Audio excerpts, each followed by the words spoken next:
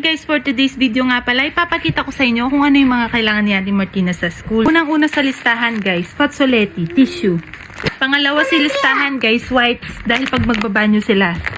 Pangatlo sa listahan guys, is Kotex, tissue pag kumakain sila. Pang-apat sa listahan guys, ito, plastic na baso, biologic. Pang-lima guys, wala pa kaming nabili na cola stick na glue, dalawa. Pang-anim sa listahan naman guys ay dalawang Penerelli, yung jumbo. Yung isa na kay ate na dadalhin niya na lang bukas, kaya isa na lang yung binili nila. Tapos isa namang lalagyan ng kanilang mga pencil na plastic.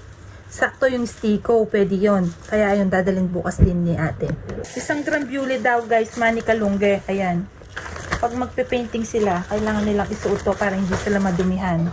Sumunod naman guys ay yung Risma di Carta, ayan. Kailangan din nila ng boots guys dahil pag magga-garden sila baka maputik. At yung borracha guys. Siyempre yung kanilang racollatore. At ang panghuli guys, yung 100 pieces na plastic pang racollatore para sa kanilang activities. Dahil 5 years old na pala si Ate Martina guys, kaya kailangan niya ng astucho. Ayan guys, meron na din siyang astucho at meron na din tong mga laman sa loob. Bye guys!